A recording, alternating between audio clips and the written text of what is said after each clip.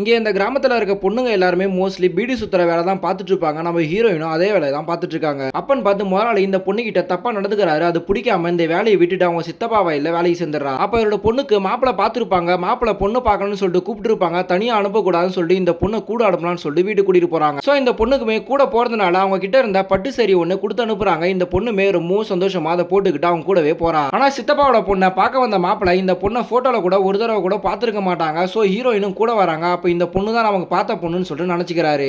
தென் இவங்க சித்தப்பா வீட்டுக்கு வந்து பட்டு சரியை கழட்டி கொடுக்குறாங்க. ஆனா அதை பார்த்து அவங்க சித்தப்பா இதெல்லாம் வேணாமா நீயே வச்சுக்கோன்னு சொல்றாரு. அதை கேட்ட இந்த பொண்ணுமே இது வரைக்கும் நான் பட்டு புடையை தொட்டு கூட பார்த்ததில்ல. ஆனா நீங்க சொந்தமாவே எடுத்துக்க சொல்றீங்கன்னு சொல்லிட்டு ரொம்பவும் சந்தோஷமா எடுத்துட்டு போயிடுறா. ஆனா இவரோட லைஃப்க்கு இந்த பொண்ணை பார்த்தாலே இவங்களுக்கு பிடிக்க மாட்டேங்குது. அதனால இவங்க சித்தப்பா கிட்ட இந்த பொண்ணை சொல்லி ரொம்பவும் திட்ட ஆரம்பிக்கிறாங்க. ஆனா இந்த பொண்ணு நைட்டு படுத்துட்டு இருக்கும்போது அந்த மாப்பிள்ள நம்மள தான் பார்த்தாரு, ஒருவேளை நம்ம தான் பொண்ணுன்னு தப்பா நினைச்சுக்கிட்டாருன்னு சொல்லிட்டு யோசிக்கிறா. சோ அவர்கிட்ட நேரடியாவே பேசிடுறாங்க. ஆனா அவர் நான் உங்களை தான் நான் பொண்ணா நினைச்சு மனைவியாவே நினைச்சிட்டேன்னு சொல்லிட்டு ரொம்பவும் ஃபீல் பண்றாரு. பட் இவங்க பேசிட்டு இருக்கத அவங்க சித்தப்பாவோட ஆளுங்க கேட்டுறாங்க. சோ அவங்க சித்தப்பாவோட வைஃப் கிட்டே போய் சொல்லிடுறாங்க. ஆனா இந்த பையனுமே எனக்கு ஹீரோயின் தான் பிடிச்சிருக்கா, அந்த பொண்ணை பிடிக்கலன்னு சொல்லிட்டு இந்த கல்யாணத்தை நிறுத்திடுறான். இது தெரிஞ்ச சித்தப்பாவோட வைஃபுமே என்னோட பொண்ணோட வாழ்க்கையை கெடுத்துறியன்னு சொல்லிட்டு சாப விட்டுறாங்க. பொண்ணு மாதிரி நினைச்ச சித்தப்பாவும் இந்த பொண்ணு மேல பகையாறாரு.